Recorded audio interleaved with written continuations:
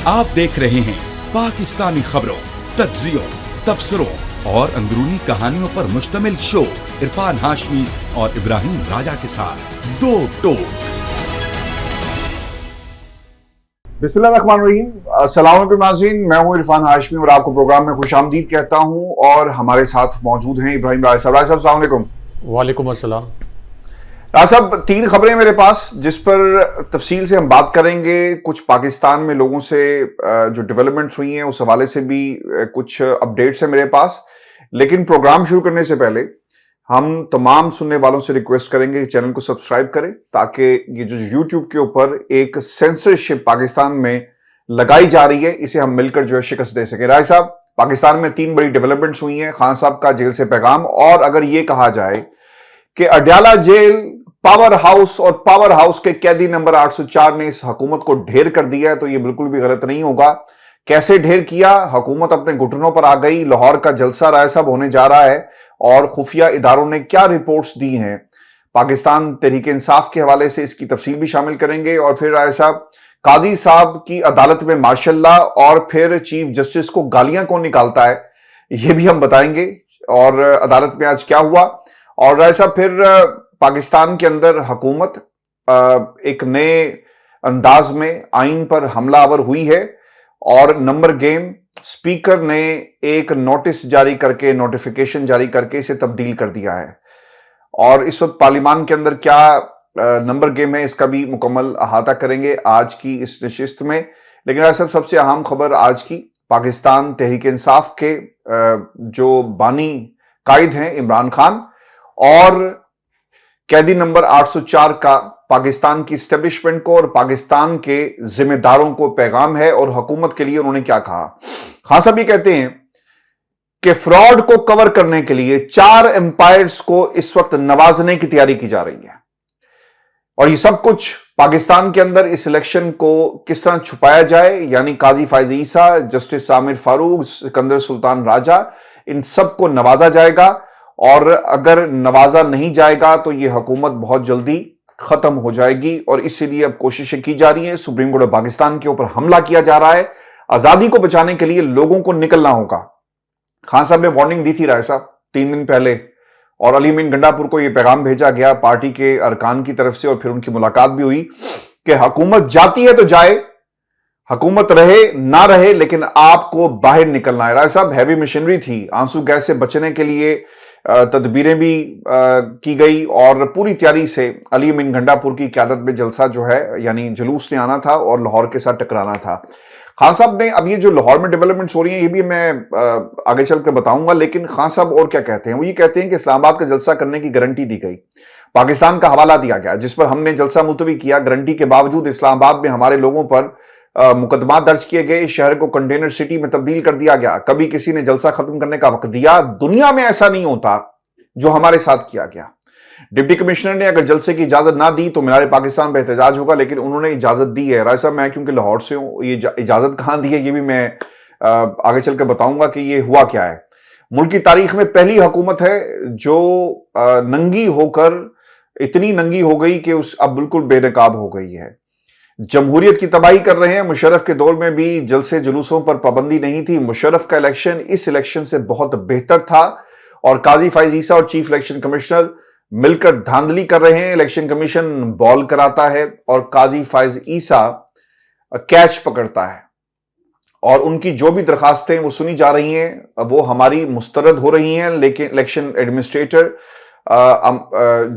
जिस तरह इलेक्शन को एडमिनिस्टर किया गया, कमिश्नर रावलपिंडी ने जो कुछ कहा वो दुरुस्त था।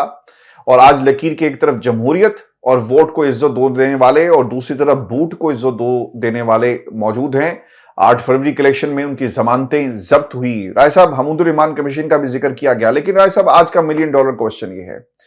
कि हुकूमत को अपने घुटनों पर आना पड़ा, इमरान खान की बात को मानना पड़ा। राय साहब, असल में हुआ क्या है? पाकिस्तान तहरीक इंसाफ, और खासतौर पे ऐसे वक्त में जब आईनी पैकेज इन्हें अपने इत्तेहादियों से एक रेजिस्टेंस का सामना है, इत्तेहादी अपनी दास्तान मजबूरी सुनाते हैं, और दूसरी तरफ फजल रहमान की कुर्बत हासिल करने के लिए आपने बिलावल को आगे किया, लेकिन नून लीग आपको मंजरनामे पर कहीं भी नजर नहीं आ रही। اور پاکستان مسلم لیگ نون جب نظر نہیں آ رہی تو کیا حکومت کامیاب ہوگی؟ یہ تمام چیزیں تھیں رائے صاحب۔ اور ایسے ماحول میں اگر لاہور سے جب سونامی ٹکرائے گا آج، اور اگر کہیں نہ کہیں کلیش ہو جاتے تو یہ حکومت کے لیے یقیناً ایک سوکی کا باعث بنتا اور مشکلات ان کی اضافہ ہونا تھا رائے صاحب۔ دیکھیں ہاشمی صاحب، اس خبر کے اندر اسٹیبلشمنٹ سے جڑی بھی ایک خبر چھپی ہے، کیونکہ اگر یہ کہا جائے کہ مریم نواز کی حکومت نے تحریک انصاف کو جلسے کی اجازت دی ہے تو یہ بالکل غلط ہوگا۔ یہ جو پیچھے آئینی ترمیم کو پاس کروانے میں، منظور کروانے میں یہ کٹ پتلی حکومت ناکام رہی ہے، اور اس کے بعد اسٹیبلشمنٹ کے سورسز سے یعنی GHQ کے ذرائع سے جو خبریں سامنے آئیں جن میں یہ کہا گیا کہ شہباز شریف کی حکومت کو 15 دن کی ڈیڈ لائن دی گئی کہ 15 دن کے اندر یہ آئینی ترمیم منظور کروائیں، اور نصرت جاوید صاحب کے بقول 60 دن کی ڈیڈ لائن دی گئی۔ یہ کہا گیا کہ شہباز شریف صاحب 60 دن کے اندر یہ آئینی ترمیم منظور کروائیں، ورنہ بصورت دیگر آپ کی حکومت کی چھٹی۔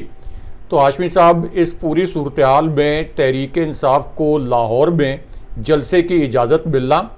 یہ اصل میں آپ کہہ لیں کہ ایک طرح سے اس کٹ پتلی حکومت کے لیے بھی ایک پیغام ہے کہ ٹھیک ہے، اگر ہم نے آپ کو الیکشن مینیج کر کے مسلط کیا ہے، لیکن اگر آپ ہم سے دھوکہ کریں گے، آپ جان بوجھ کے آئینی ترمیم کے لیے نمبر پورے نہیں کریں گے، تو پھر ہم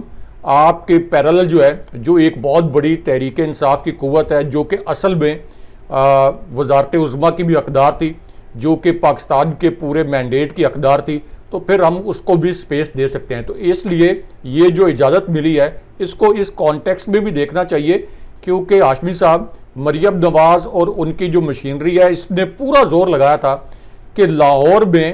یا پنجاب میں PTI کو کسی بھی صورت جلسے کی اجازت نہ دی جائے۔ اب عمران خان صاحب نے چونکہ اعلان کر دیا تھا کہ ہم ہر صورت میں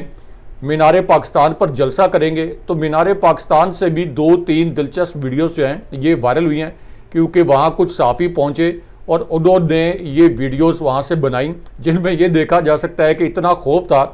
کہ یہ جو مینار پاکستان کے 6 گیٹس تھے، ان 6 کے 6 کے اوپر تالا لگا دیا گیا۔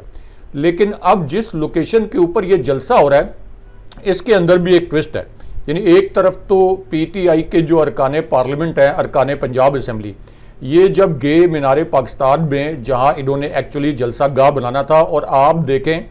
کہ PTI کا کانفیڈنس اتنا تھا، سب کو پتہ ہے کہ مینار پاکستان کے گراؤنڈ کو بھرنا تقریباً ناممکن ہوتا ہے۔ کبھی شریف خاندان کی جرت نہیں ہوئی کہ یہ مینار پاکستان پر جلسہ کریں، اور ایک آدھ مرتبہ تاریخ میں اگر انہوں نے وہاں جلسہ بھی کیا ہے تو مینار پاکستان کے گراؤنڈ کا ایک پلاٹ جو ہے اس کو الگ کر کے، سمجھ لیں کہ ایک پلاٹ کو الگ کر کے وہاں ٹینٹ وغیرہ لگا کے، کرسیاں لگا کے بہت بہت فاصلے پہ تو یہ جلسہ کرتے ہیں۔ لیکن تحریک انصاف کا کانفیڈنس اتنا تھا، کیونکہ لاہور میں 1-2 نشستوں کے سوا PTI نے لاہور سے کلین سویپ کیا۔ مثال کے طور پر سلمان اکرم راجہ نے اون چودھری کے خلاف اپنی نشست جیتی، اسی طرح لطیف کھوسہ نے اپنی نشست جیتی، اسی طرح یاسمین راشد صاحبہ نے نواز شریف کو ہرایا، حمزہ شہباز کو بھی شکست ہوئی تھی ان کے اپنے حلقے میں، شہباز شریف کی جیت جو ہے یہ بھی مشکوک ہے۔ تو اس لیے خطرہ یہ تھا کہ پورا لاہور جو ہے وہ اس سونامی میں آ جائے گا، اس کٹ پتلی حکومت کو، اور PTI بہت کانفیڈنٹ تھی کہ لاہور کے تمام لوگ اور پھر باقی جو شہر ہیں وہاں سے بھی جو قافلے آئیں گے تو یہ پورا مینار پاکستان بھر جائے گا۔ اس لیے پہلا اقدام تو یہ کیا گیا کہ مینار پاکستان پر جلسہ نہیں کرنے دیا گیا۔ لیکن اب جس جگہ پہ یہ جلسہ ہو رہا ہے اس کے متعلق ایک اہم بات یہ ہے کہ یہ شہباز شریف کے حلقے میں، اور یہاں پہ جو جلسہ ہو رہا ہے تو نون لیگ کا یہ خیال تھا کہ چونکہ ہم نے یہاں پہ انویسٹمنٹ کی ہے، یہاں سے ہم نے ووٹ خریدے ہیں، یہ بہت عرصے تک نون لیگ کا حلقہ رہا جب تک PTI نے لاہور کو اور پنجاب کو نون لیگ سے چھین نہیں لیا۔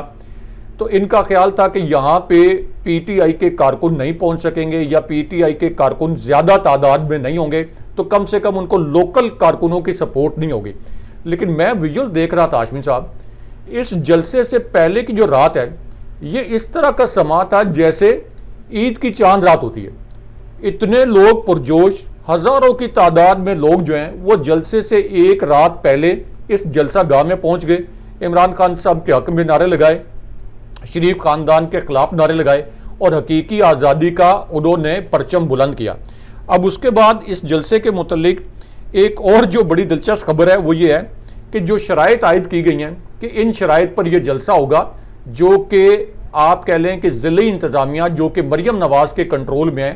اس کی جانب سے یہ شرائط جو ہیں یہ جاری کی گئی۔ اس کے اندر ویسے تو بہت زیادہ شرائط ہیں، لیکن جو 3 شرائط مجھے بڑی دلچسپ لگی ہیں ان میں ایک شرط یہ ہے کہ سب سے پہلے کے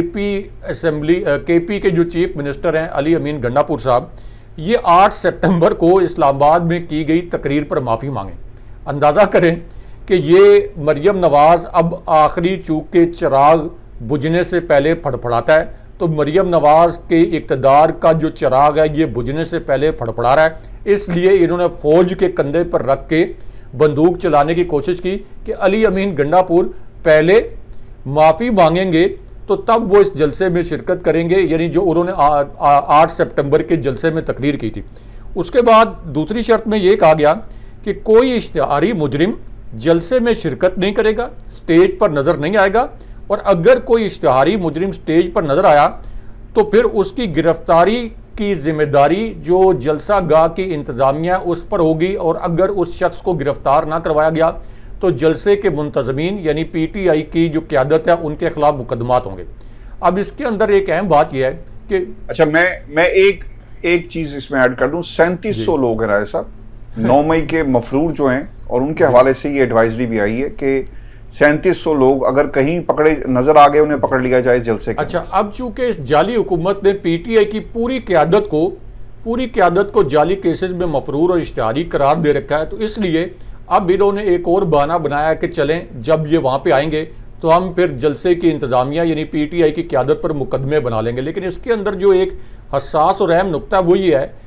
کہ یہ تو جعلی کیس میں ان کو اشتہاری قرار دیا گیا خود گورنمنٹ نے، لیکن نواز شریف کو عدالتوں نے، اعلیٰ ترین عدالتوں نے، یہاں تک کہ ہائی کورٹ نے اشتہاری، مفرور، بھگوڑا، مجرم قرار دیا تھا، اور ان کے وارنٹ گرفتاری کے جو سمن ہے ان کی تعمیل لندن میں جا کے کرانے کا حکم دیا تھا۔ اس کے باوجود نواز شریف نے جلسوں میں شرکت بھی کی، تقریریں بھی کی، چیف گیسٹ کے طور پر تقریریں کی، اور اس کے بعد سٹنگ آرمی چیف جناب باجوہ جو کچھ بھی تھا اس وقت وہ آرمی چیف تھے، تو سٹنگ آرمی چیف کو یہ بھی کہا کہ تم غدار ہو، تمہارے پر آرٹیکل 6 کے تحت مقدمہ بناؤں گا، تمہیں جیل میں ڈالوں گا۔ جناب فیض حمید کو کہا کہ تم D G I S I ہو، تمہیں بھی جیل میں ڈالوں گا۔ تو ہاشمی صاحب، ایک مستند مفرور اشتہاری کو تو جلسوں کی اجازت دی گئی، لیکن یہاں پہ جو جعلی کیسز بنائے گئے ہیں اس میں یہ شرط رکھ لی گئی کہ آپ جو ہیں وہ اس جلسے میں شرکت نہیں کریں گے۔ اب اس کے بعد ہاشمی صاحب ایک اور اہم خبر اس جلسے کے حوالے سے یہ ہے کہ یہ جو پی ٹی آئی کا جلسہ تھا اس سے پہلے، یعنی جو میں نے ایک صحافی کے طور پر کاؤنٹ کیے ہیں، کچھ 86 کے قریب، کم سے کم 86 کے قریب جو مرکزی رہنما کوئی بھی جو جماعت ہوتی ہے وہ جب جلسہ کرتی ہے تو اس کا ایک تنظیمی سٹرکچر ہوتا ہے، اور اس تنظیمی سٹرکچر کے اندر جو آپ کے 70 سے لے کے 100 تک مین عہدیدار ہوتے ہیں جو جلسے کو کوارڈینیٹ کرتے ہیں، ان سب کے گھروں پر چھاپے مارے گئے، انہیں گرفتار کر لیا گیا تاکہ یہ پوری کوارڈینیشن نہ ہو سکے، لیکن یہ لیڈر لیس۔ اچھا، 8 لوگوں کو تو رائے صاحب 8 لوگوں کو تو نظر بند بھی کر دیا ہے لاہور میں کمشنر صاحب کی طرف سے 1 مہینے کے لیے۔ اس کے باوجود آپ دیکھیں کہ اتنے ظلم و ستم کے باوجود، اتنی پابندیوں کے باوجود، اتنی رکاوٹوں کے باوجود، جب تحریک انصاف کا جھنڈا اٹھانے پر دہشت گردی کے مقدمات اس سے پہلے ہو رہے تھے، تو لوگوں نے عمران خان صاحب کے ساتھ والہانہ عقیدت اور اپنی والہانہ محبت کا اظہار کیا ہے، اور لاکھوں کی تعداد میں لوگ جو ہیں یہ مختلف شہروں سے رکاوٹیں ہٹا کے پہنچ رہے ہیں۔ اس کے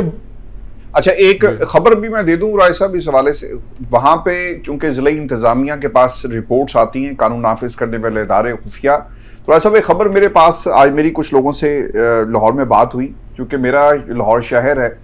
اور پتہ یہ چلا کہ خفیہ اداروں کی یہ رپورٹ تھی کہ اگر آپ نے کسی بھی مقام کے اوپر ان کو روکا، کیونکہ خان صاحب نے یہ کہا تھا کہ اگر انہوں نے ہمیں لاہور میں جلسہ کرنے کی اجازت نہ دی تو پھر مینار پاکستان کے اوپر ہم احتجاج کریں گے، اور جہاں پہ روکا جائے گا وہیں پہ دھرنا دے دیا جائے گا، اور یہ احتجاج اداروں کی رپورٹ ہے کہ یہ احتجاج پورے ملک میں پھیل سکتا ہے، تو بہتر یہی ہوگا کہ انہیں درمیانی راستہ دیا جائے، یہ لوگ آئیں، اور کلیش کی صورتحال بن سکتی ہے۔ رائے صاحب، یہ بھی رپورٹ دی گئی کہ کے پی سے جو قافلے آئیں گے، پنجاب کے اندر سے جو قافلے آئیں گے، ان کی تعداد ہزاروں میں ہوگی، اور یہ احتجاج پورے ملک میں پھیل سکتا ہے. یہ نہ ہو کہ ایک جلسہ اپنے مینار پاکستان میں روکتے روکتے پورے ملک میں احتجاج پھیل جائے. تو یہ اداروں کی خفیہ ایجنسیز کی رپورٹ تھی, یہ اس کمیٹی کے سامنے رکھی گئی اور اس کے بعد یہ ساری سچویشن جو ہے بنی ہے. ہیونگ سیڈ دیٹ رائے صاحب, یہ گرفتاریاں کریں, جو لوگوں کو پکڑیں, جیسی مرضی شرائط رکھیں, لیکن رائے صاحب حکومت کو گھٹنوں پر لانے میں عمران خان نے کی جو وارننگ تھی وہ بھرپور طریقے سے کام کی ہے, اور اب جلسہ ہونے جا رہا ہے اور شرائط جیسی بھی ہیں. لیکن ایک چیز اس میں شاید لاہور کے جو بہلے وقوع سے لوگ واقف نہیں ہیں رائے صاحب, جو لاہور کی کینال روڈ ہے وہاں سے 25 کلومیٹر دور اگر آپ فیروز پور روڈ سے ٹریول کر رہے ہیں تو یہ جگہیں, اور یہ لاہور سے اس علاقے کو یہ لاہور میں نہیں آتا بلکہ یہ رنگ روڈ سے بھی بہت دور ہے. اچھا, دوسری بات آپ کو یاد ہے نا کہ اسلام آباد کی چونکہ آپ رہنے والے ہیں تو اس میں ٹوسٹ یہ تھا کہ جو قافلے KPK سے آنے تھے وہ شہر میں سے گزر کے جاتے, اور انہوں نے جگہ جگہ کنٹینرز لگا کے راستے بند کر دیے اور تاکہ لیٹ ہو. اب رائے صاحب یہاں پر بھی یہی کام ہو رہا ہے, جو قافلے قصور سے آئیں گے وہ تو جلدی پہنچ جائیں گے کیونکہ کانا بہت ہی قریب ہے قصور سے, لیکن جو قافلے GT روڈ سے آئیں گے یا رنگ روڈ سے آئیں گے انہیں لاہور شہر میں سے گزر کر جانا پڑے گا. اگر انہوں نے رنگ روڈ بند کر دی تب بھی آپ نہیں پہنچ سکتے, اور شہر کے اندر سے فیروز پور روڈ سے اگر آپ نہیں جا سکتے تو اس کا مطلب یہ ہوا کہ اسٹریٹجی رائے صاحب انہوں نے وہی رکھی ہے اور ہر طرح سے کوشش کی جائے گی. چونکہ 3 سے 6 کا ٹائم ہے تو مجھے تو یہی لگ رہا ہے کہ دوبارہ کیسز جو ہیں وہ 3-4 لوگوں پہ بنیں گے, اور عالیہ حمزہ نے تو کہا بھی تھا کہ بیان حلفی ہم دیتے ہیں اور ہماری یہ کوشش ہوگی کہ وقت سے پہلے ہم اس جلسے کو ختم کریں. رائے صاحب آج پاکستان کے اندر ایک اور بھی کام یہ ہوا, فضل الرحمان صاحب نے پریس کانفرنس کی اور انہوں نے 4-5 ایسی باتیں ہیں جو پاکستان میں طاقتور حلقوں کے حوالے سے کہی ہیں. رائے صاحب اس گفتگو کے اندر وہ تمام سوالات جس کے اوپر حکومت بار بار سوال کر رہی تھی کہ مذاکرات جو ہیں وہ کہاں تک پہنچے اور فضل الرحمان اس وقت کیا سوچے. پہلی چیز انہوں نے یہ کہی کہ ایک مسودہ ہمیں دیا گیا اور جو مسودہ پیپلز پارٹی کے پاس تھا وہ اس سے مختلف تھا, اور حکومتی مسودہ اس سے بھی مختلف تھا. یعنی 3-4 مسودے اس وقت مارکیٹ کے اندر موجود ہیں, مولانا فضل الرحمان یہ بھی کہتے ہیں.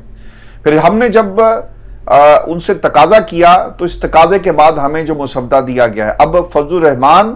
اور بلاول زرداری آپس میں اپنا اپنا مسودہ جو وہ تیار کر رہے ہیں. فضل الرحمان یہ بھی کہتے ہیں کہ ایک وقت ایسا تھا جب پاکستان کی فوج کے خلاف کوئی بات نہیں کرتا تھا, آج وہ وقت آ گیا جس کا پوری قوم کو دکھ ہے کہ پاکستان کی فوج کے حق میں کوئی بات نہیں کرتا, اور اسے ہمیں دیکھنا پڑے گا کہ ایسا کیا ہوا کہ آج پاکستان کی اسٹیبلشمنٹ کی یہ پوزیشن جو ہے وہ اس حد تک ایوالو ہو گئی. پھر انہوں نے ایک اور بات بھی کہی کہ جس کے اوپر اس وقت ایک ٹگ آف وار کہیں یا ایک وارننگ جاری جو کی گئی فضل الرحمان کی طرف سے کہ ملٹری کورٹ کا جو رول ہے پاکستان کے اندر اسے دیکھنا پڑے گا.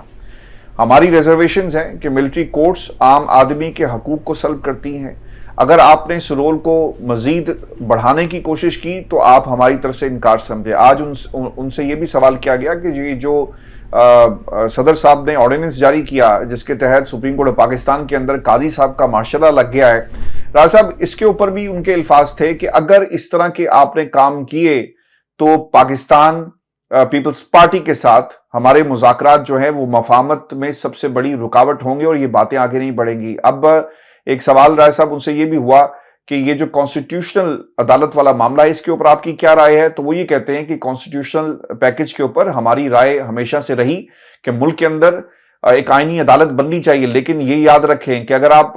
آئین کے ڈھانچے کو تباہ کر رہے ہیں اور اپنے مقاصد کے لیے فرد واحد کو کسی قسم کی آپ قانون سازی آئین میں ترامیم کر کے فائدہ پہنچائیں گے تو ہم ان کا ساتھ نہیں دیں گے. 15 دن کا انہوں نے ٹائم دیا ہے اور ان 15 دنوں کے اندر کوئی نہ کوئی ڈیولپمنٹ جو ہو سکتی ہے. رائے صاحب میرے لیے جو سب سے امپورٹنٹ چیز تھی, آپ نے علی امین گنڈا پور پر تنقید ہوتے ہوئے دیکھی نا کہ دیکھیں جی انہوں نے افغان جو قونصلیٹ کے لوگ تھے انہیں ساتھ بٹھا کر دیکھیں کیا کام کر رہے ہیں, کسی نے ان سے گوارا نہیں ہوا کہ آپ اس کی مذمت کرتے. رائے صاحب آج فضل الرحمان سے بھی یہ سوال ہوا کہ یہ جو افغانستان کے جو نمائندگان تھے وہ بیٹھے ہوئے تھے,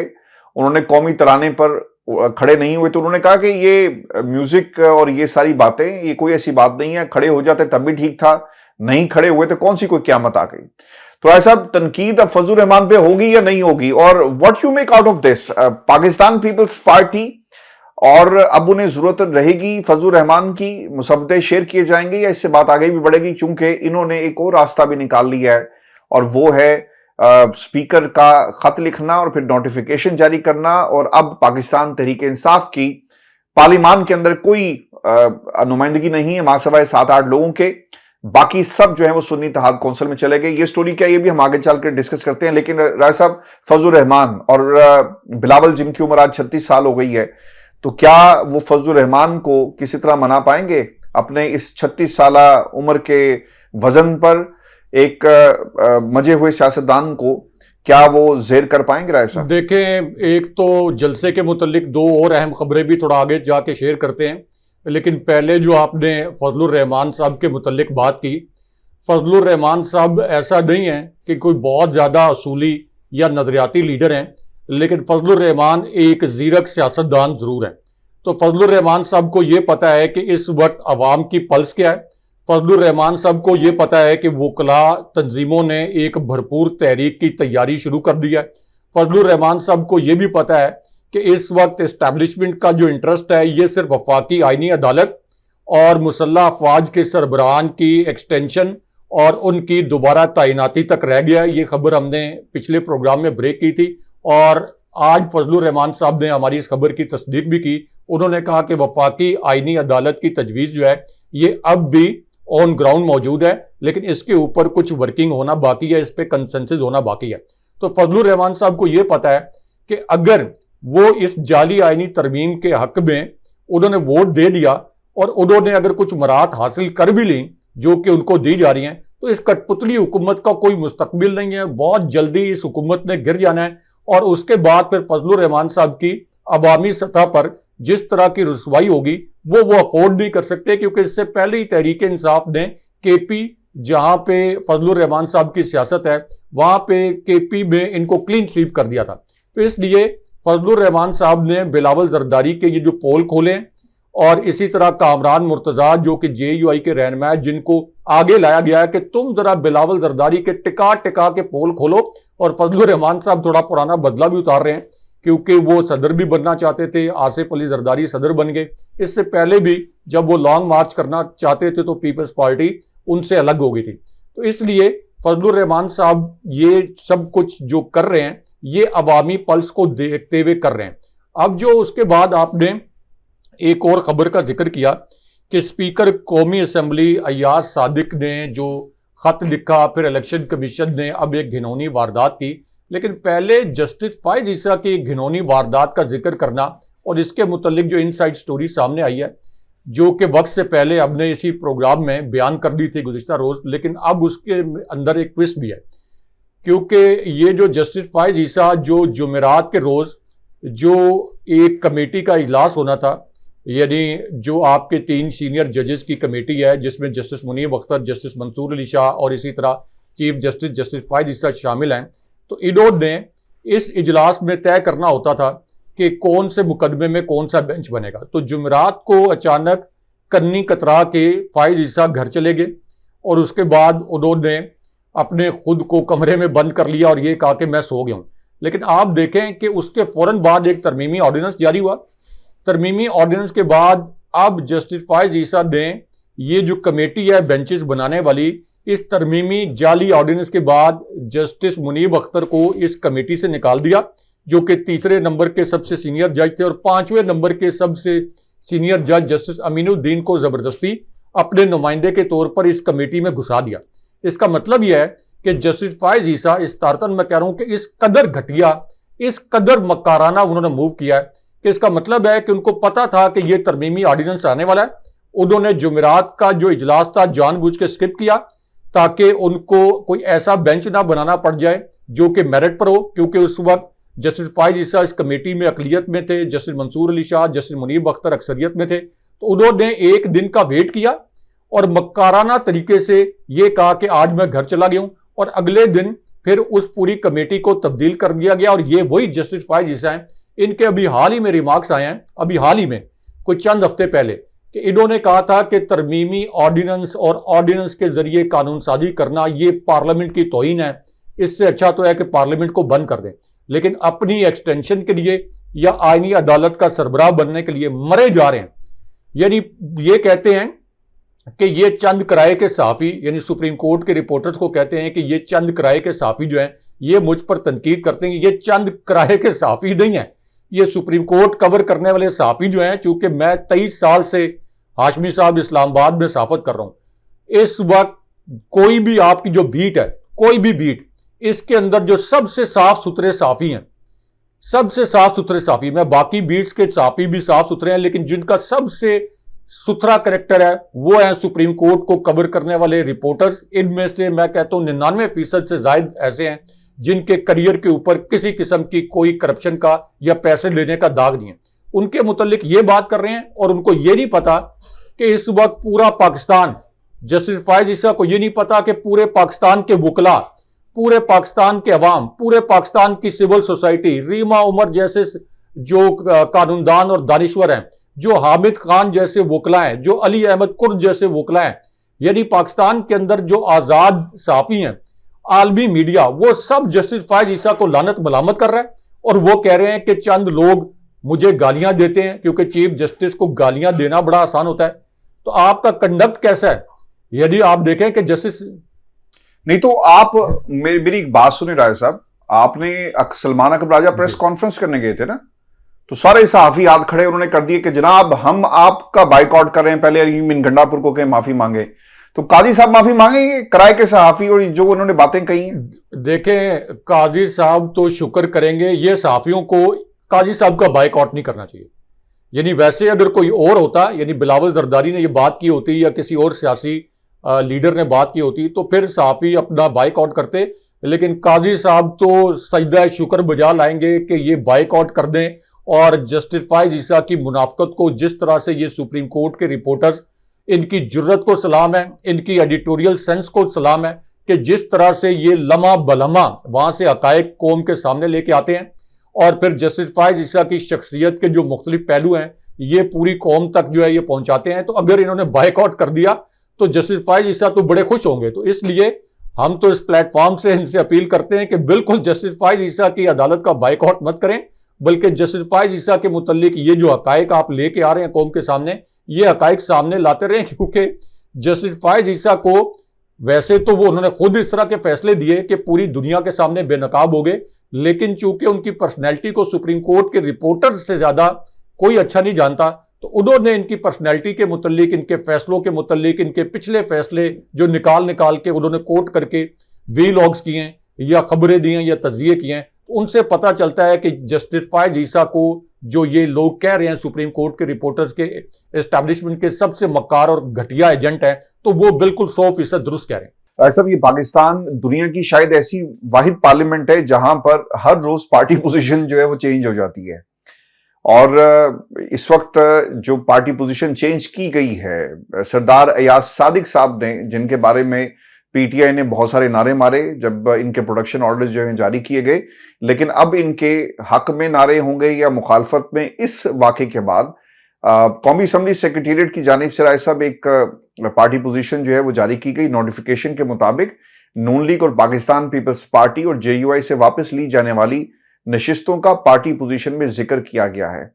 نئی پارٹی پوزیشن 18 ستمبر کو جاری کی گئی. اعلامیے کے مطابق حکومت بینچز پر قومی اسمبلی میں مسلم لیگ نون کے 110 اور پاکستان پیپلز پارٹی کی 69 نشستیں ہیں، جبکہ ایم کیو ایم پاکستان کی 22 اور کاف لیگ کی 5، آئی پی پی کی 4، مسلم لیگ ضیاء بلوچستان عوامی پارٹی اور نیشنل پارٹی کا ایک رکن ہے. قومی اسمبلی سیکریٹریٹ کے مطابق حکومتی بینچز پر 20 مخصوص نشستوں کے علاوہ 213 اراکین ہیں، جبکہ اپوزیشن بینچز پر سنی اتحاد کونسل کے 80، جے یو آئی کے 8، پاکستان تحریک انصاف کے حمایت یافتہ 8 آزاد اراکین، اور اس کے ساتھ ساتھ Pakhtunkhwa Milli Awami party, B N P, Mengal اور ایم ڈبلیو ایم کا ایک ممبر اس کے اندر شامل ہے. اپوزیشن بینچز پر موجود ایک آزاد رکن نے نون لیگ میں شمولیت اختیار کر رکھی ہے، اور سیکریٹریٹ کے مطابق مسلم لیگ نون کو 15، پیپلز پارٹی کو 5 اور جے یو آئی کو 3 مخصوص نشستیں دی گئی تھی، تاہم مخصوص نشستیں گنتی میں شامل نہیں ہیں. اگر اسمبلی اراکین کی تعداد 23 مخصوص نشستوں کے بغیر دیکھی جائے تو رائے صاحب یہ 313 ہے، اور خالی اور متنازع 23 نشستیں پاکستان تحریک انصاف کو دینے کے بعد تعداد 336 ہو جائے گی. اور یہ رائے صاحب ہمارا پاکستان ہے اور یہ ہماری جمہوریت ہے جو پوری قوم کو مبارک ہو, اور خاص طور پہ ان سیاستدانوں کو. رائے صاحب, ہیونگ سیڈ دیٹ, ایک تو یہ نمبرز جو اس وقت حکومت کر رہی ہے, ایک تو انہوں نے آرڈیننس کے ذریعے, اور پھر اس کے ساتھ جسٹس قاضی فیض عیسیٰ کل گھر چلے گئے تھے, ہم نے خبر یہاں سے دی, اور انہوں نے جا کر کہا, جب ان سے رابطہ کیا گیا کہ آج کمیٹی کا اجلاس ہے, جسٹس منیب اور جسٹس منصور انتظار کر رہے ہیں, تو انہوں نے اپنی عدم دستیابی کا ذکر کیا. لیکن آج ادھر سے آرڈیننس آتا ہے, کل اسے آپ نے اس کمیٹی کا اجلاس نہیں بلایا جس میں 63A کے حوالے سے بینچ بننا تھا. آج آرڈیننس آیا, صدر صاحب نے دستخط کیے, دستخط کرنے کے بعد ساتھ ہی جب قاضی صاحب ایک خاتون سے لڑ رہے تھے ایک عدالت کے اندر, اس وقت انہوں نے نوٹیفیکیشن کر دیا رجسٹرار صاحب نے, اور جسٹس منیب اختر کو اب اس کمیٹی سے الگ کر دیا گیا تاکہ 63A فلور کراسنگ کے حوالے سے رائے صاحب جو یہ مرضی کا بینچ بنا کر مرضی کا فیصلہ لینا چاہتے ہیں, یہ کام جو ہے وہ کرنے جا رہے ہیں. رائے صاحب دیکھیں, یہ پلان تو بنایا گیا ہے کہ اپنی مرضی کے فیصلے لیے جائیں, بلکہ ایک چینل نے تو یہ سٹوری کی ہے کہ یہ جو انہوں نے نئی پارٹی پوزیشن اچانک الیکشن کمیشن کو جو اسپیکر قومی اسمبلی ایاز صادق کا خط ملا ہے, تو اس کے بعد پی ٹی آئی کا اصل میں قومی اسمبلی سے وجود ہی ختم کر دیا گیا, کیونکہ اس سے پہلے تو پی ٹی آئی کا 39 نشستیں جو ہیں پی ٹی آئی کو دی گئی تھیں. 41 نشستوں کے متعلق یہ کہا گیا تھا کہ یہ جو 41 نشستیں ہیں یہ آزاد ہیں, لیکن اب سنی اتحاد کونسل کی نشستیں جو ہیں یہ 80 کر دی گئی ہیں, اور پی ٹی آئی کے پاس جو 39 ارکان تھے باقاعدہ, یعنی ان کی پارٹی کے فلیگ شپ کے اوپر, تو اس فلیگ شپ سے اب وہ نشستیں بھی ہٹا دی گئی ہیں. تو اس سے آپ اندازہ کر لیں کہ سپریم کورٹ کے فیصلوں کی کس طریقے سے کھلی توہین کی جا رہی ہے. لیکن ہاشمی صاحب, یہ جو ابھی ترمیمی آرڈیننس لے کے آئے تھے, یا یہ جو ایاز صادق نے الیکشن کمیشن کو یہ نام نہاد خط لکھا اور اس کے نتیجے میں یہ گھناؤنی واردات کی گئی, یہ تو اسلام آباد ہائی کورٹ میں بھی چیلنج ہو سکتا ہے, اور اس کو اسلام آباد ہائی کورٹ میں چیلنج کرنا چاہیے. خاص طور پر یہ جو آپ کا ایک ترمیمی آرڈیننس جو کہ کمیٹی کو تبدیل کرنے کے لیے لایا گیا بڑی عجلت کے اندر, جس میں بینچ بنانے والی کمیٹی جو ہے اس کو تبدیل کیا گیا. لیکن دوسری جانب ہاشمی صاحب, یہ جو جلسہ ہے اس کے حوالے سے ایک خبر یہ لانچ کروائی گئی کہ علی امین گنڈا پور صاحب پروبیبلی اس جلسے میں شرکت نہیں کریں گے, اور انہوں نے کوئی خان صاحب کو پیغام پہنچایا کہ کچھ رکاوٹیں ہیں تو اس کے باعث میں اس جلسے میں شرکت نہیں کروں گا. اب یہ خبر لانچ تو کروائی گئی, لیکن جیسے یہ خبر لانچ کروائی گئی اور ایک چینل پر چلی, تو اس کے فوراً بعد علی امین گنڈا پور صاحب نے ایک ویڈیو پیغام جاری کر دیا, اور اس میں انہوں نے کہا کہ میں خود یہ قافلوں کی جو سربراہی ہے جو کے پی سے چلیں گے, ان کی میں خود سربراہی کروں گا, خود وہاں پہ پہنچوں گا, اور حقیقی آزادی کی منزل پانے تک یہ جو اوچھے ہتھ کنڈے ہیں ان سے ہم گھبرانے والے نہیں ہیں. تو اس کا مطلب یہ ہے کہ اس لاہور سونامی کے لیے پوری پی ٹی آئی جو ہے یہ آن بورڈ ہے. جتنے چھاپے مارے گئے, جتنی گرفتاریاں ہوئیں, جتنے کریک ڈاؤن کیے گئے, اس کے باوجود یہ ایک اور تاریخی جلسہ پی ٹی آئی نے عملی طور پر کر کے دکھایا ہے. اچھا, اس وقت پاکستان تحریک انصاف کی ویب سائٹ پہ راج صاحب اور ٹویٹر کے اوپر جو چیزیں میں یہ سننے والوں کے سامنے اس سے رکھتے ہیں, چونکہ اگر آپ لاہور سے ہیں اور آپ اس جلسے میں جانا چاہتے ہیں تو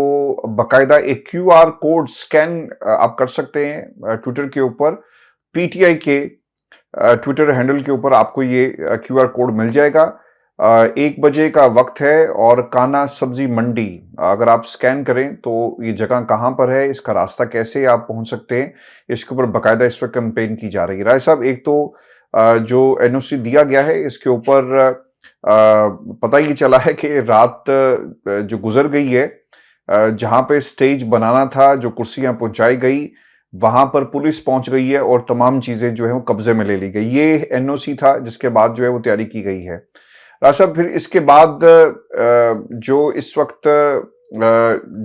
جو مقامی قیادت ہے اس کو بھی پکڑا جا رہا ہے, یعنی لاہور میں راج صاحب اس کا کریک ڈاؤن ہو رہا ہے, اور رنگ روڈ کے اوپر بھی پتہ یہ چل رہا ہے کہ راستوں پہ کنٹینرز پہنچا دیے گئے ہیں, اور لوگوں کی یہ کوشش ہوگی کہ کسی طرح اس جلسے کو روکا جا سکے. لیکن اس کے باوجود لوگ نکل رہے ہیں راج صاحب, اور بڑی تعداد میں لوگوں نے, جیسا کہتے ہیں نا کہ چاند رات تو سر ہم نے چاند رات ہی دیکھی ہے جلسے کی, اور لاہور نکلے گا, اور شاید یہی انہیں خطرہ ہے کہ اگر لاہور نکل آیا تو کل مہر لگ جائے گی کہ لاہور صرف اور صرف عمران خان کا ہے, ان کا اس سے کوئی تعلق نہیں ہے. ویورز, یہ آج کی نشست تھی ہماری, اپنے کمنٹ ضرور بھیجیں, اور آپ سے دوپہر میں ملاقات ہوگی. اجازت دیجیے. اللہ نے کے بعد. اللہ نے کے بعد.